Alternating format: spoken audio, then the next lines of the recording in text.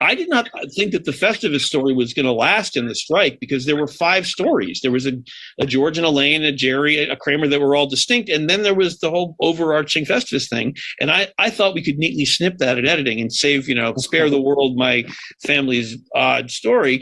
But no, somehow through the magic of Jerry and Jeff and Alec and Dave, they managed to keep all those stories in there. And I still don't know how that happened. My father was mentally ill and a drunk, but extremely brilliant. And for whatever reason, he invented this weird fucking extra holiday that was celebrated at random times. It did not have a set date. It was extremely upsetting. It was like borderline child endangerment, and it was not fun. So my brothers and I had this deal: you do not talk about it outside of the house, and we just try to pretend it's not happening. So then we go to college, and we're like, okay, that's behind us. We're done with that.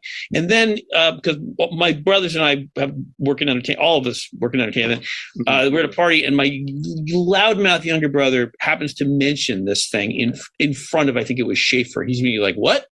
And he goes and talks to Jerry. And the next thing I know, Dave and Alec and Jeff are sitting me down saying, hey, Jerry wants to do this in the show. And I'm like, oh, no, you don't understand. That wasn't a pitch. That I didn't pitch that. Mark just mentioned that. That's an anecdote. That really shouldn't be in the show. That's craziness.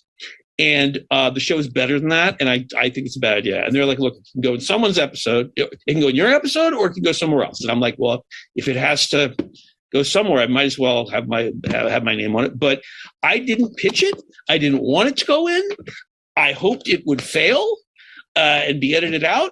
And nevertheless, the damn thing survived. I have over there like CDs that were remastered from the cassette tapes my dad used to make during the annual recording of this insanity, which is mostly him like screaming about internal Reader's Digest politics in a deep slur while while like my brothers are crying and my mom is telling him to simmer down.